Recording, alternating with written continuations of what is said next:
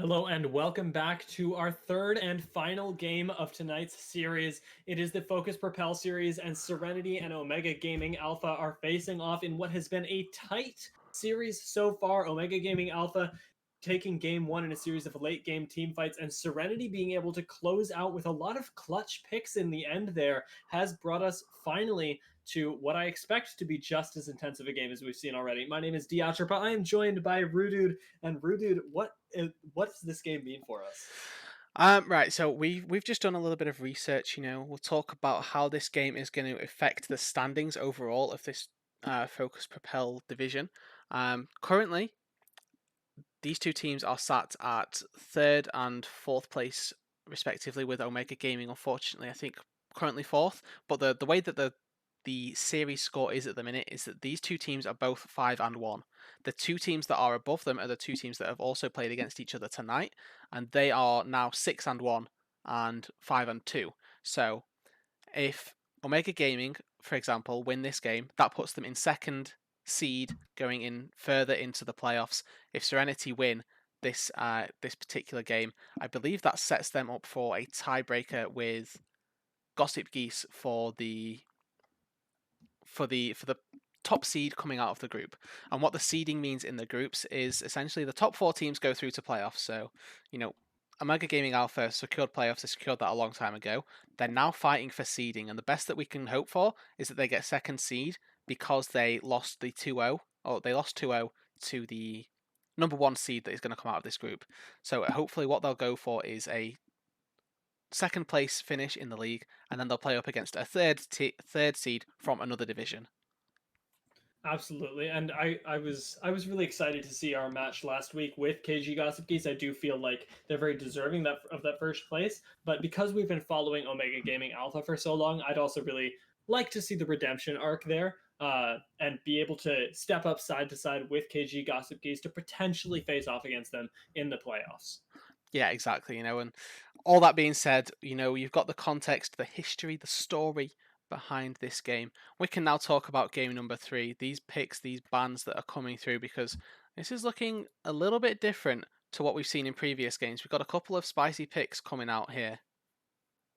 Yeah, already picking up the Nocturne, and I noticed that I guess what I'm going to call the power picks of the series have already been picked up or banned away, with the Cassiopeia showing up the second round of bans, Ash, Shen, and Nunu all picked in the first round. These are all champions that we've seen totally swing games in one direction or the other, and I think that the fact that all of them are removed right now, and moreover that we haven't seen something like an Ezreal pick yet, says a lot about where these teams feel like their strengths and weaknesses lie.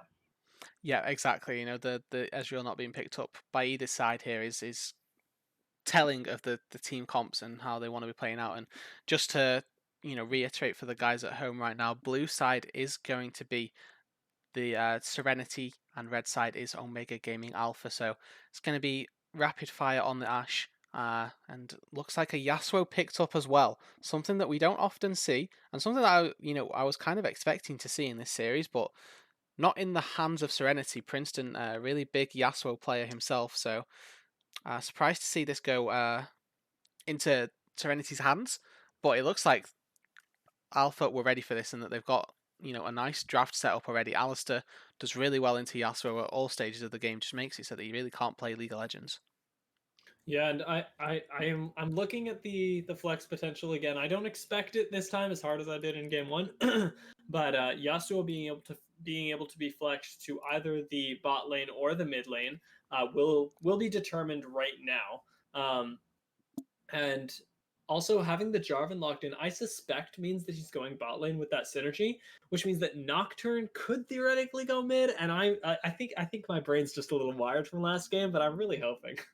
We're looking I for want to put some some spice. some Vedius cosplays in the chat. We've got Nocturne. I can see it going mid lane. I can see it being a nice counter. And you called, I believe, this Yasuo going to the bot side of the map.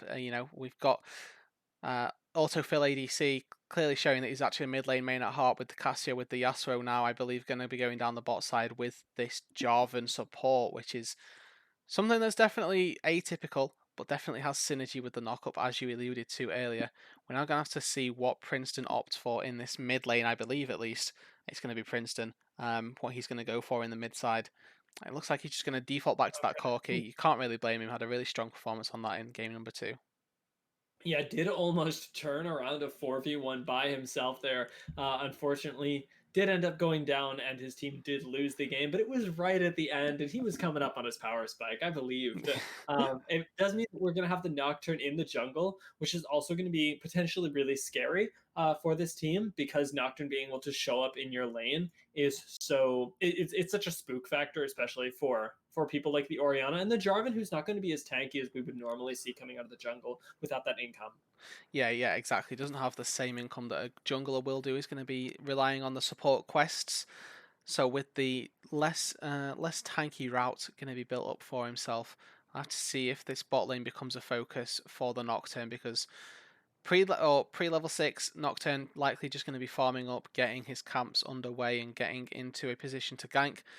As we move on into the in-game client draft, we are just going to build up exactly what you've seen from Pro Draft, and a Nocturne jungle pick is for me at least up there on the spice factor.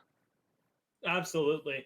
And he can really turn a game around. I think it's a really smart pickup from Omega Gaming, because I feel like the kind of thorn in their side has been autofill ADC, and Nocturne being able to have instant backline access in these team fights is going to put so much more threat on him than they have been able to, especially in their way that they've been fighting front to back here.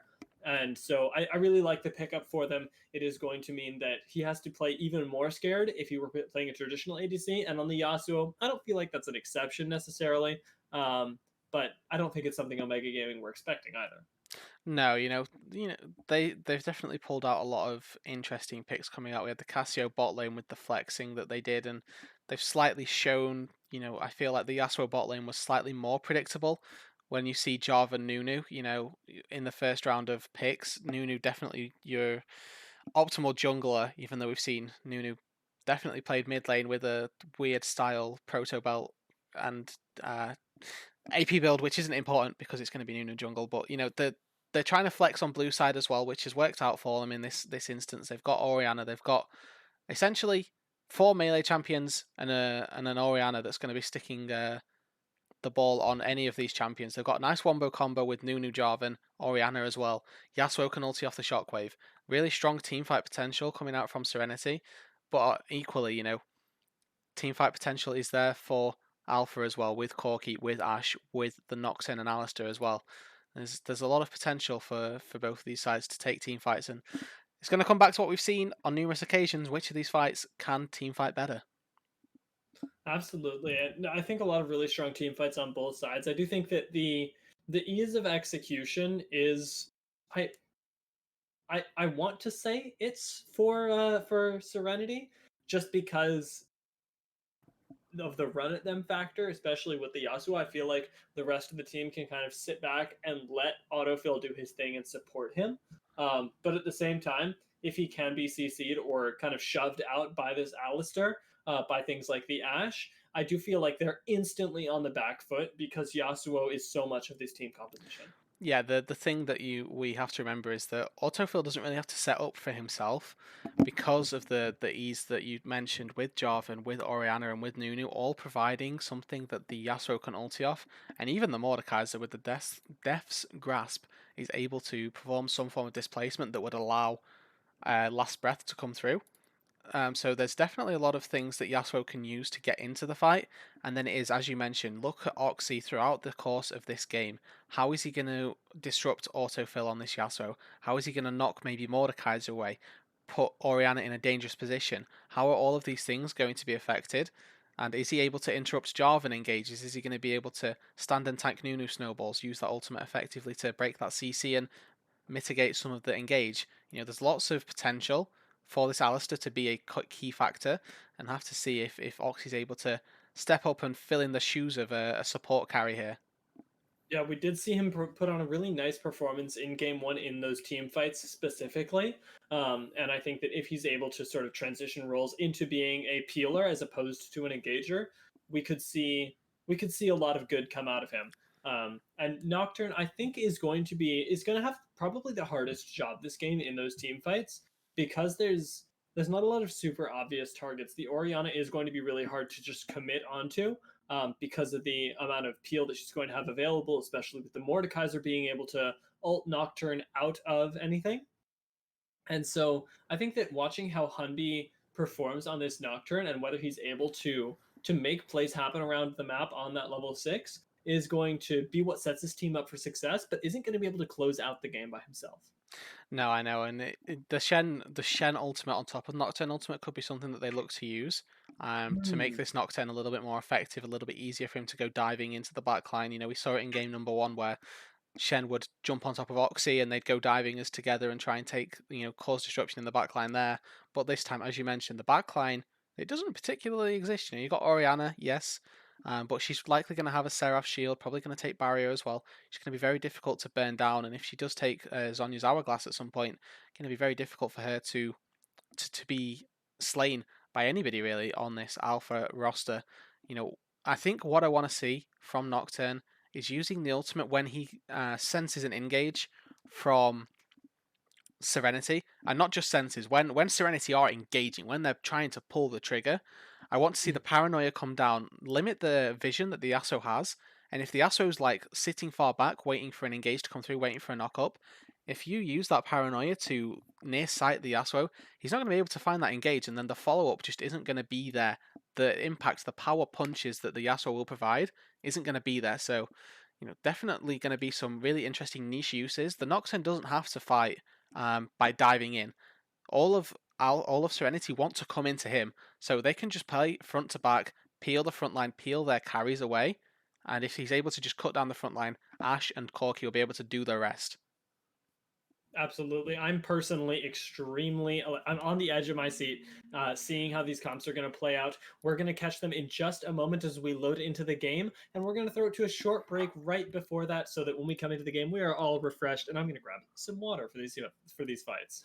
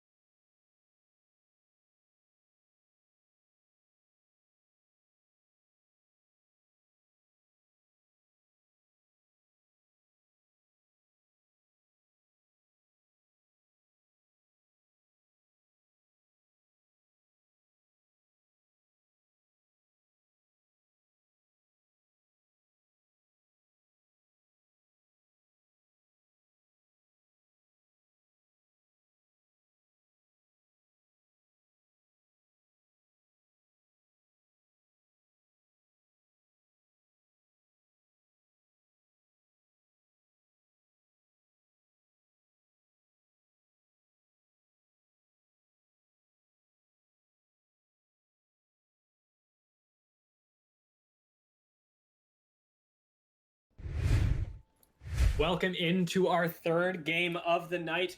This is the last game of Serenity versus Omega Game Alpha. We have seen two extremely close games and now some really nice drafts coming out of both of these teams. We are going to be looking with our eyes on Autofill ADC on the Yasuo in the bot lane, somebody who has been an exceptional carry for this team throughout both of the series that we've seen tonight, and Princeton and Hunby being able to navigate the dangerous water that is the Wombo combo coming from Serenity here.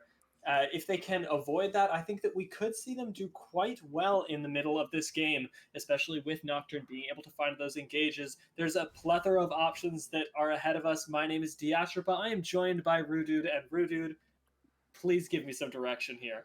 What are Uh, going to be the things that we're looking for as we get to the around 5 minute mark? all right, so early on, I don't expect too much to be able to come out from Alpha just because they have a Nocturne in the jungle. Obviously, Nocturne wants to reach 6. Clorox's Nummy played Nunu last game, and he was all over the map. He really wanted to make the early Nunu power felt, and he's going to be looking to use those snowballs to get an advantage down bot.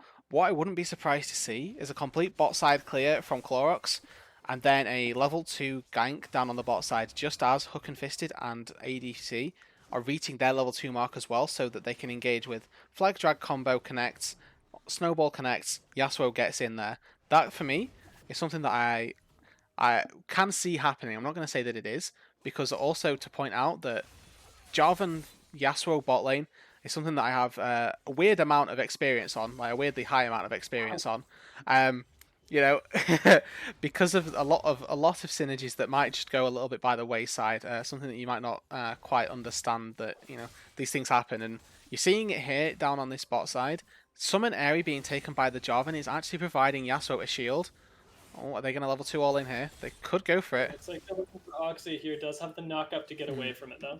Yeah, the flag and drag combo not used because he was preempting the headbutt coming through. So, nice. Oh, I think the pulverize actually rather, but nice utilization from Oxy to keep that, hold it until Hook and Fisted was no longer able to engage. And the summon area actually gives attack speed. Or sorry, the Demacian standard Jarvan's flag gives attack speed to all of your nearby allies, and that in turn procs summon Airy on your champions, on your allies. So, with this Airy pickup, as long as autofill is around the flag and receiving the attack speed, he's also receiving a sealed. But Hunby is top.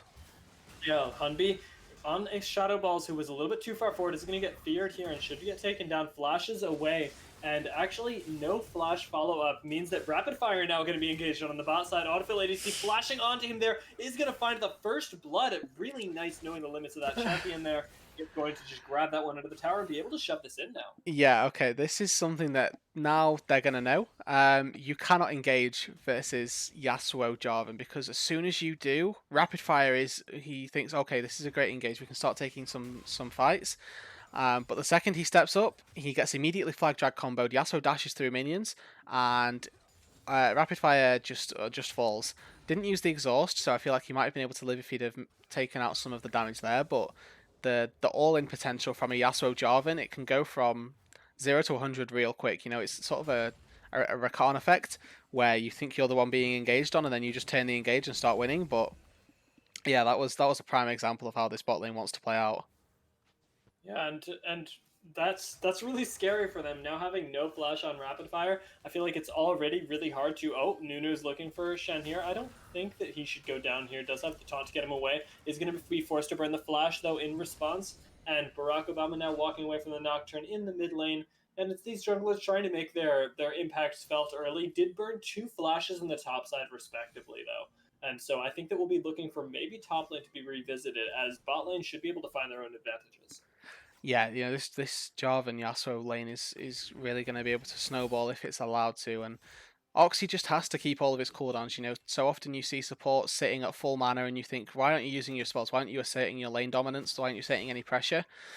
In this instance, Oxy needs to keep his spells, because the second he uses them, Hook and Fisted is just going to engage. So, it's going to be a boring lane for Oxy down here. He's just going to walk. He's just going to stand on top of Ashe, provide some safety, and other than that, his job is just stand, stay safe. Very straightforward, very easy support play for him early on, but also very, very boring if you're an Alistair player. Yeah, and can start to get to. We may see him start to try and pull the trigger on some of those engages, like we saw early on in the Rakan Leona lane, where maybe extending a little bit too far forward, even in situations where they knew they were disadvantaged. And I think that if this lane continues to drag on like this, I'm going to be looking for a lot of restraint from him. Yeah, you really have to, because, like I say, as soon as those cooldowns are burned, the engage comes through, and it is going to just result in Rapid Fire dying over and over again, especially with the flash available for Jarvan, can ensure that knock-up. And he's actually trying to bait out the headbutt from Oxy, just to suit, like, by throwing Demacian standards down. He's doing some nice poke damage because he's got the area, and because I believe he's maxing the E as well, but this could be an engage. Down here, he's going to flash onto the Ashe here. Now is able to get onto Rapid Fire, and he will be killing the Ashe one more time. Oxy going extremely low. Is going to get caught by the tornado, though, and so will be able to walk his way out. But it is so impossible. They've been playing so far back, and just Nunu walking straight into their lane. Flash from Jarvan does secure a second kill, not even using the ignite there, and they can still kill this lane once again. Yeah, and I'm not entirely sure, but this could be a fight top here.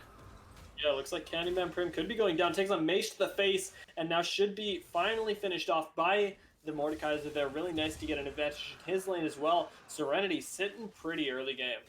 Yeah, they've got a really strong advantage now, and with this bot lane snowball enabled, I feel like they could run away with this game. It's a little early to say, but we're looking for maybe one more objective, one more fight to go their way before I'm completely convinced that the early game has been oh no, I'm convinced the early game has been dominated by Serenity early on already. But I need to see if they can close out the game with it. Is more what I'm alluding to, and at the minute they've still not toppled over that. They're still only 1,000 gold ahead with the 3 kills that they've got.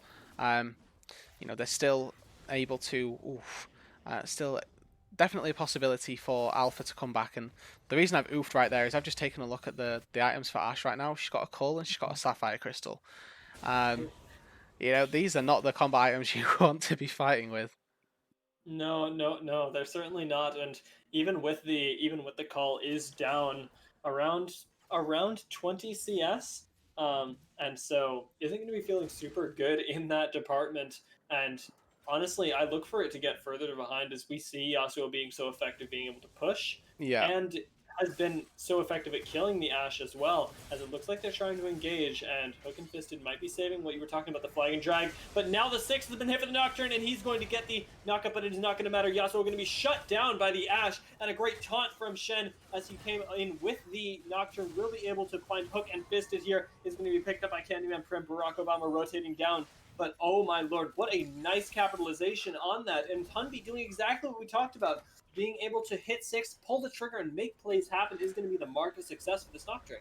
Yeah, and that is exactly what you want. The first ultimate coming through from the Nocturne, so pivotal as to whether or not it's going to be impactful or not, and he gets the biggest cash out that he could do for his team right there.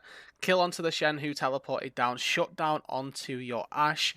She's going to be feeling a lot more confident, a little bit more safe now in this lane because she's been able to secure that bounty.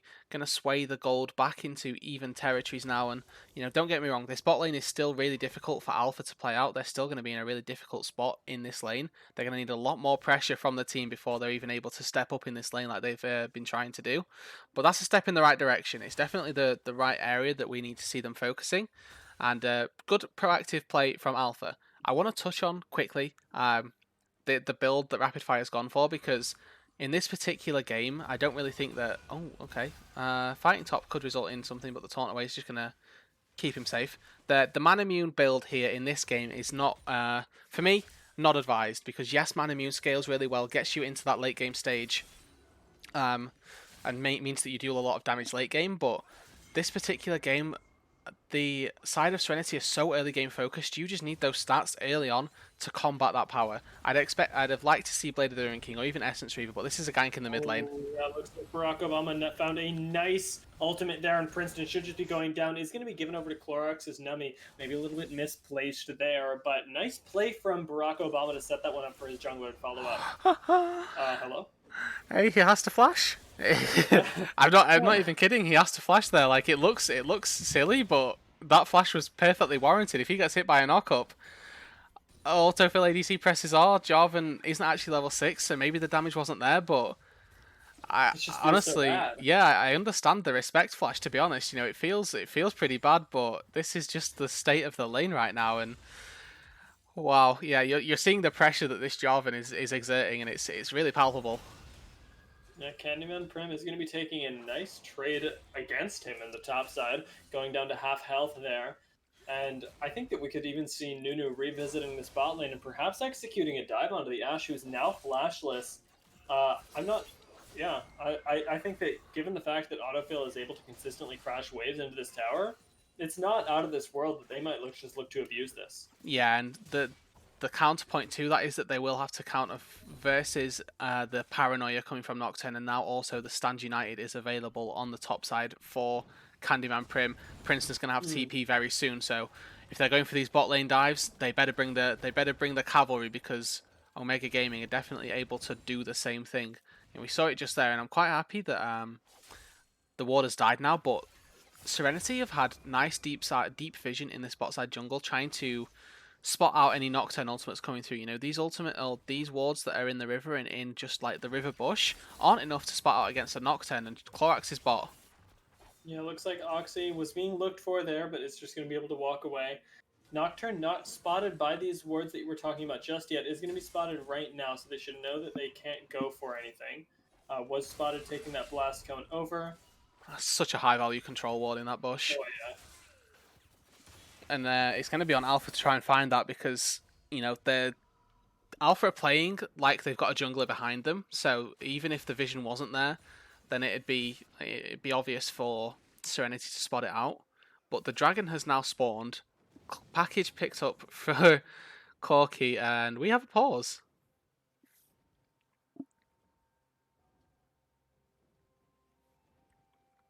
All right, fair enough. It looks like the support was lagging as I checked in with the chat right there.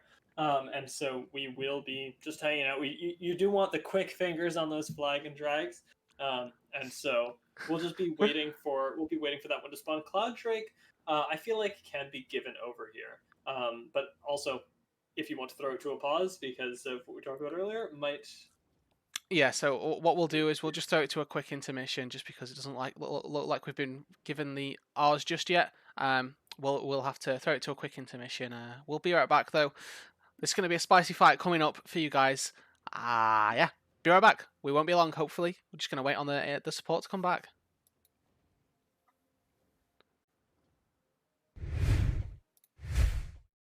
The now unpaused version of this game. We did pause just as we were going to Dragon over here and have set the game back just a little bit so that we can watch the full Dragon take. I personally expect this to be uncontested, but it looks like Serenity have a different idea as they're channeling the teleport in, and Mordekaiser is straight onto the back line. Looks like now Jarvan trying to find somebody as well. A nice paranoia will cause chaos in this fight, but Ashe is still alive and able to DPS into Nunu there. As it looks like, autofill ADC does manage to grab one there, and double kill, with the mace from the Mordekaiser will finish them off. Very nicely played from him to start off that fight and to finish it convincingly. Yeah, the TP in from Shadow Balls definitely used well. He gets himself the triple kill. Serenity pick themselves up the Cloud Dragon as well. That's going to put them in a 2 Drake to 0 advantage. And now the early game for Serenity well and truly going their way. And as you were saying, it would be uncontested. I'm thinking, well, Serenity have got a really strong advantage right here. It seems a bit silly for them to give up the Drake. And they go for it themselves, and they end up picking up, all the kills that they could want. They get themselves 4. Shen does just walk away after, not being the focus. You don't want to focus the tanks in team fights if you can get past them. And the perfect example of it right there. They let the Shen get away, but what's the Shen gonna do to you when you're trying to take a dragon? He's just gonna recall and get some boots. Absolutely, not picking up. Actually, is picking up Mercury treads on the Shen this time. As I actually want to point out, with that teleport from the Mordekaiser, I think that might be the highest value award we've seen this series, let alone this game. Yeah, exactly. It's denied so many Drakes. Oh, but Princeton's caught. Princeton is quite low here. Clorox's Nummy is going to be fighting with Oxy in the river, which means that he can't exactly just walk up to Princeton and finish that one off. So he will be able to pick up the fruit and walk back to mid lane. What's that fruit called? Honey fruit, right? Yeah. Yeah. Able to pick up the honey fruit there and walk back to lane. And right now, Yasuo being left alone in the bot lane does mean that he has to play a little bit safer, but is convincingly ahead of this Ashe. And honestly, if he finds the right opening, I wouldn't be surprised to see him take a fight.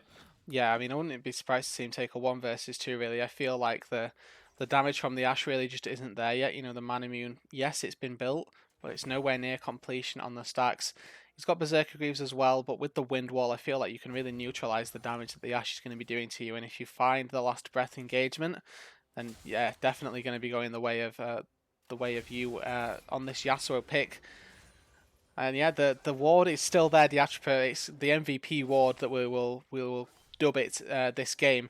That's prevented Nocturne ganks and was really pivotal in the TP play from Shadow Balls.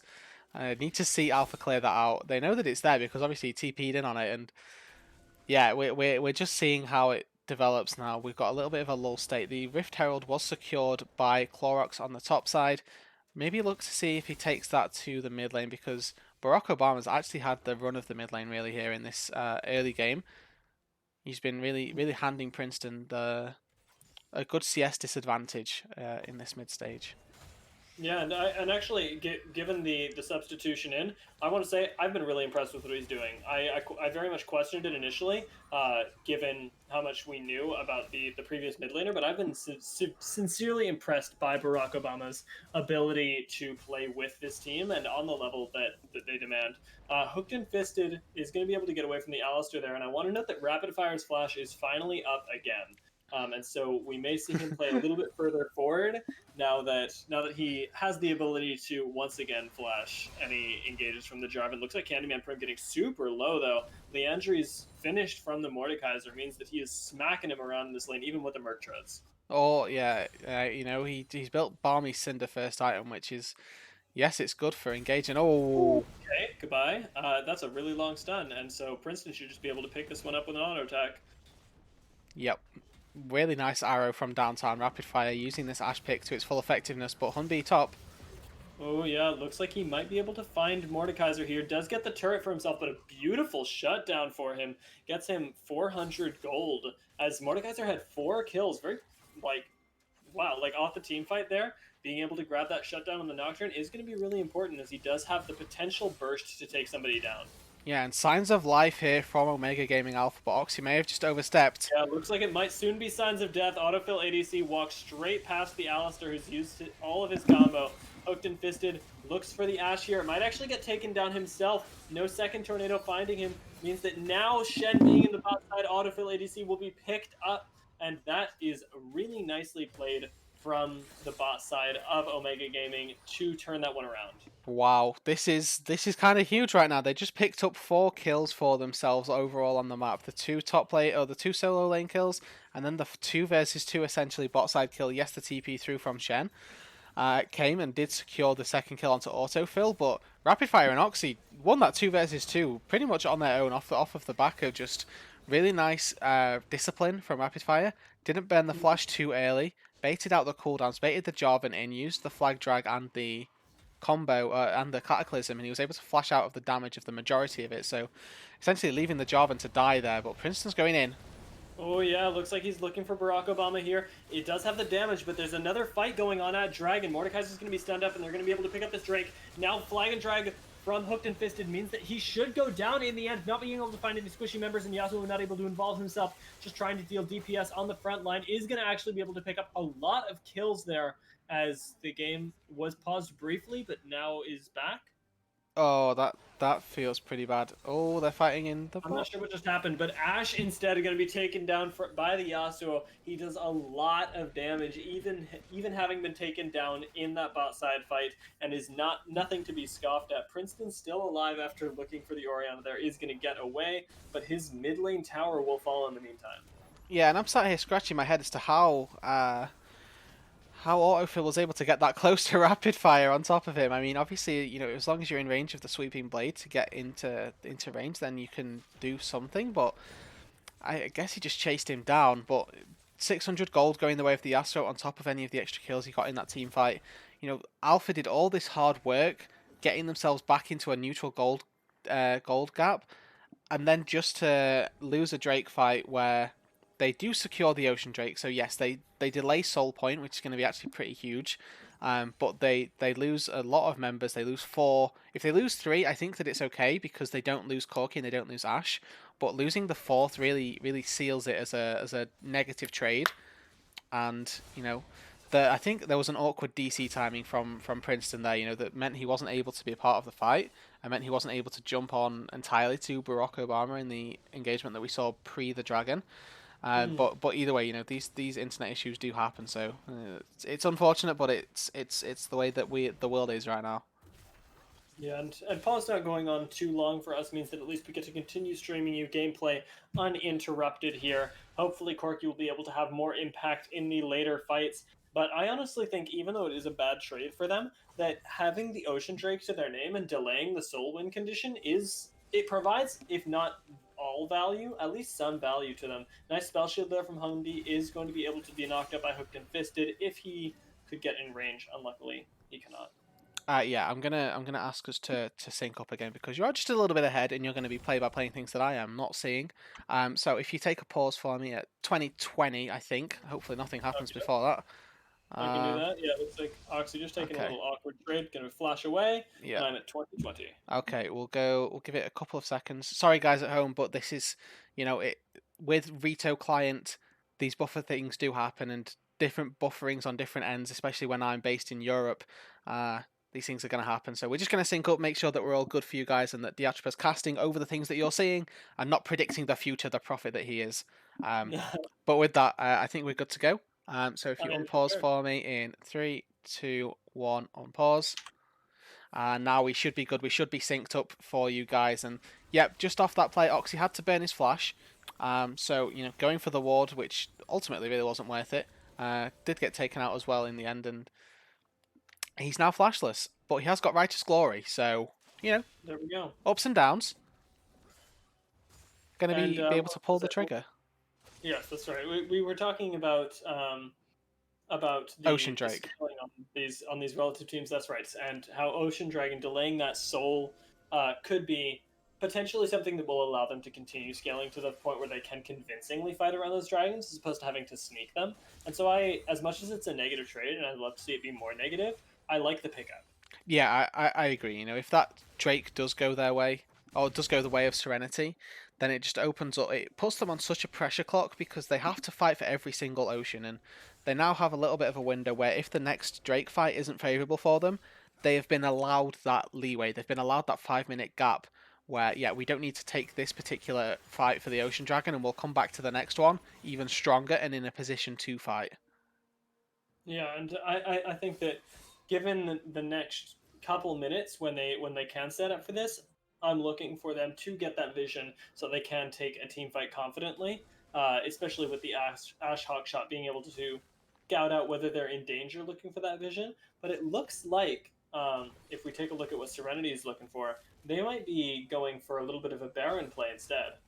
Yeah, they're setting Okay, up on the top side, looked like but he got away, but certainly did not, as he's going to be all kinds of knocked up here. He's going to manage to finally move away, and a nice wind wall from the Yasuo will deny the arrow onto anyone. But now the Shen being flashless does give them even more priority over the Baron. yeah, and it creates so much more safety for this Orianna. The only person that Shen really needs to use Flash to get in range of is going to be the Ori. And with her now super safe, essentially, with Oxy no Flash and Candyman Prim no Flash, she's able to, short of any miracle dives coming out or missed positions from Barack Obama, he's going to be able to keep himself nice and safe throughout the duration of these fights. We've now got all the way round to this next dragon. 10 seconds on the spawn, and it looks like Alpha are the first one set up. Princeton has package, so he's feeling free to clear this mid wave. But we'll be interested to see whether or not they take these fights here. We've got to see a fight here, right? Rapid Fire just barely gets out of the Death's Grasp there, and will actually end up fighting Shadow Balls, who's now flashed onto him. He's going to go over the wall, though, to defend himself from that. Now in position, perhaps, for the... Oh my gosh, Decimating Smash will really pick him up, but... Oh, so much damage coming up from the Corki will save his life. Now it's just Oxy and Princeton versus the world here, as Rapid Fire can't really re-involve himself, and there are 4 members that nobody can really position onto here. Autofill ADC putting out so much pressure that really can't be answered since Jarvan is still up and he has access to them in that way. Now they've put themselves on sole point here, and really well played fight from Serenity. Yeah, Shadow Balls using the Death Realm onto the Ash and then flashing over to try and secure the kill. Unfortunately, he didn't get it and did get bursted down by the Corki, but I feel like Rapid Fire just sort of sat and watched the Mordekaiser walk into him. And yes, I know that he wants to dodge it, but when you're stuck in that Death Realm, you just have to fight. But this is going to be the Baron started up. Hunby is with Paranoia, not yet in range. 3.5k, how's it going to go? Yeah, it doesn't look like they're going to be able to pick anything up here. Nice wind wall will mean that Nunu is able to pick up the Drake here, but Nocturne's coming in, and he is going to be almost able to find everything. Oh, Candyman Prim only gets 2 members in the knock-up, though, or in the taunt. And now Rapid Fire is running down the rest of the team. Clorox's Nemi could go down here. Does have the snowball available very shortly, but is able to flash over the wall there as Princeton chases him. Flashes over the wall himself. Almost picks up the Nunu and will be able to grab him there as he gets shut down himself by the Orianna. And now Oxy looking for the Orianna will not be able to combo properly, and Rapid Fire will be able to secure this turret on the back end. Trade in advantage, I think, of Serenity. Yeah, they get 2 away with the Baron, and they get 2 kills back themselves. So, you know, that's a fairly favourable gold swing just in terms of the gold itself. You know, 1,500 gold plus the 2 kills that you get on the back of it, especially when Princeton had a big bounty as well.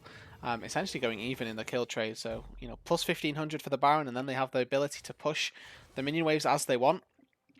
Serenity doing really well off the back of the one Drake fight. They translate it into a Baron as well. Nice from Alpha to pull the trigger and not just let them get away with all of the Barons that they would have wanted. You know, that would have put them in a much more difficult spot as this mid game progressed. And with the Barons now limited to, I believe, just Orianna and Jarvan, likely not going to be seeing that spread too much amongst the map. So, you know, overall, not horrendous for Alpha, but definitely not ideal losing the Baron. Yeah, and everybody relatively under control. I wouldn't say that anybody's super fed this game, which I like from them. Oxy might be caught out here though, as Hunby looking for somebody, but nice Ash Arrow does whiff a little bit though, and Hunby's going to be picked up on the backside. Candyman Prim is trying to buy as much time as he can, but Orianna is destroying the Corki here, does end up taking him down on low health herself, is going to be found by a nice volley from Rapid Fire, but Autofill ADC is still on Oxy. Can Rapid Fire take him down? He can! He gets the kill onto him. Shadowballs is walking up next to him though, and will be able to decimating smash him into the ground. Now Clorox is down. He's going to be looking for Oxy, who started this whole fight. But no. looks like he'll be able to get away. Okay, that was a really well played fight from Rapid Fire. You know, we saw the power of Yasuo right there. He threw up the wind wall and basically neutralized Rapid Fire for the entire time for the start of that fight. Essentially made him a non-factor. But Rapid Fire able to reposition, able to get around, picks up a really nice volley. But Oxy's re-engaging here, has Hunby, but I don't know that they win this 2 versus 2 with the respawns coming through. Shadow Balls is just going to walk away, and they defend the inhibitor, which is you know, that's a pretty decent scenario for them because they've now removed all of the Barons and the inhibitors are still standing. That's pretty decent. I'll take that if I'm a Mega Gaming Alpha. I want to touch quickly on that final fight. I'm sorry, I'm gonna go one more. Oxy was dead there, or could have maybe saved Rapid Fire in that instance because the ulti was being channeled by Nunu, and he headbutted a minion to try and get himself out of the damage of the AoE. And I feel like if he just headbutted Nunu, there's a small world where Rapid Fire survives, but ultimately it doesn't matter, and they only lose a turret instead of the inhibitor, which is actually really big. But it's the small things, and I'm sorry because I am bullying Oxy this series, and I will apologize after because it is just it's fine. You know, we're all okay. We're gonna go for the Ocean Drake in a minute's time. Baron up in 2.5. What did you want to say? Go ahead. I'm not sure I remember anymore, but I'm sure to, I remember. It was about the whatever. It was about the Ash items. I was just gonna say that she's stacked to that late game that we talked about, having completed the stacking on the tier item, now has the QSS to get out of the Mordekaiser ultimate as well. So we'll be able to involve herself in these fights in a more impactful way, especially coming off of that team fight where she will be able to deal quite a bit of damage. Yeah, really smart itemization to pick up the QSS.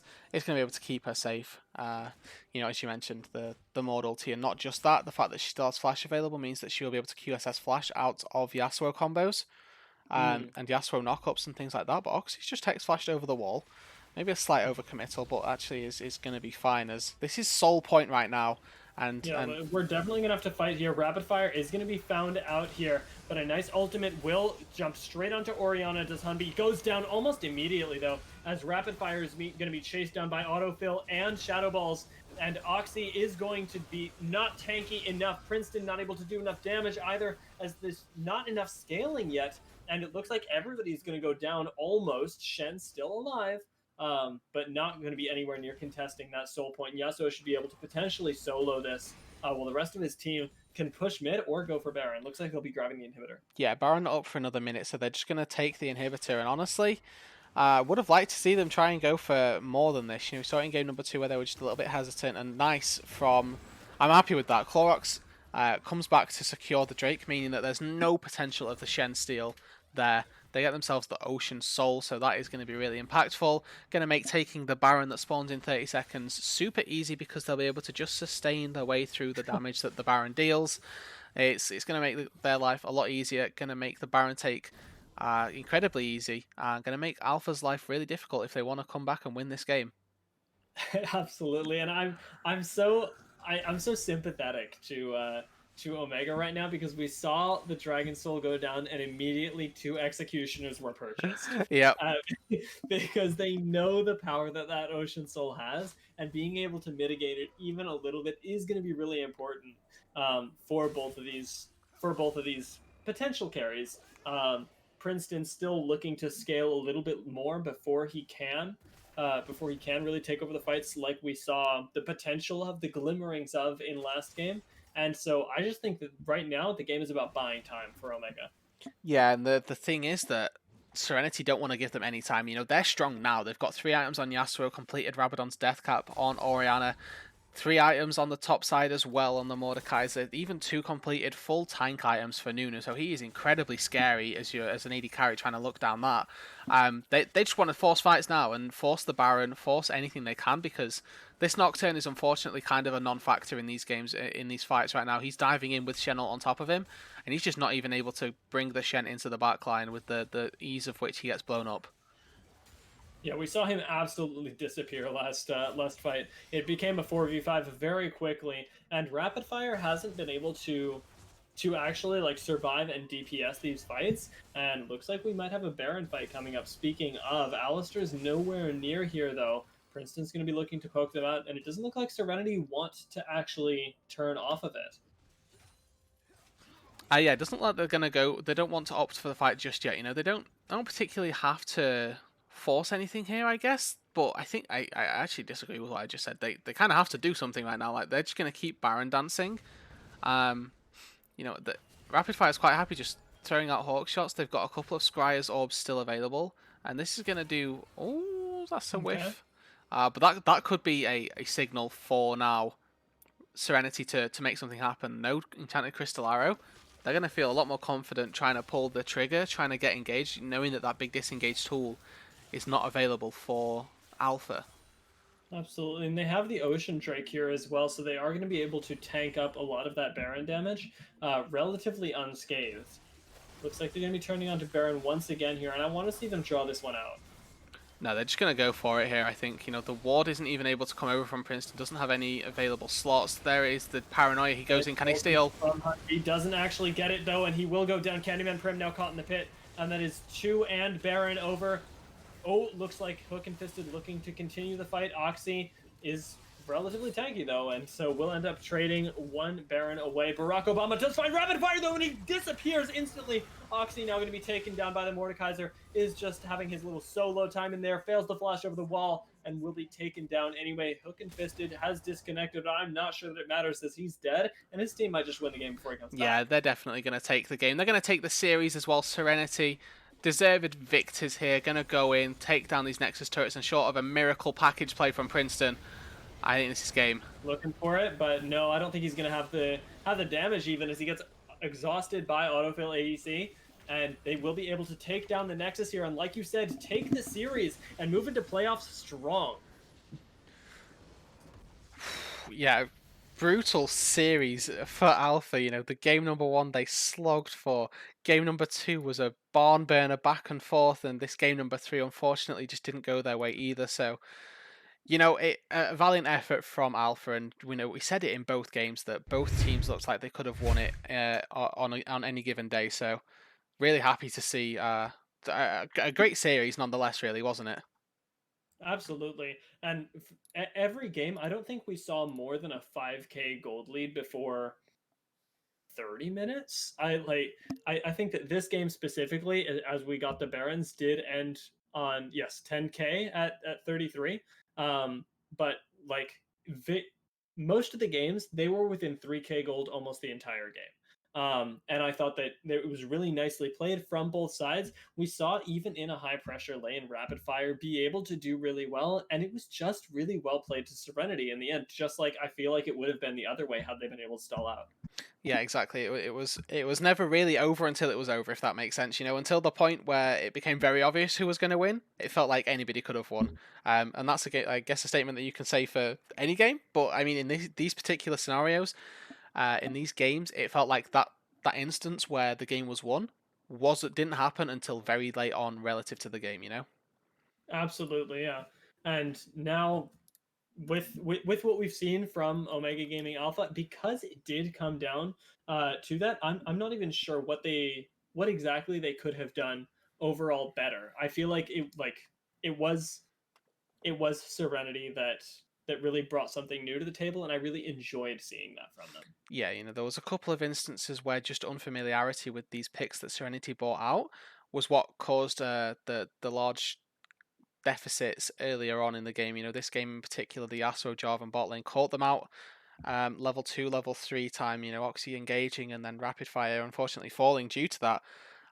It's a mistake that you only make once, but it's a costly one that they make, and there was a couple of those in throughout the game at least, with these different styles of picks coming out from Serenity.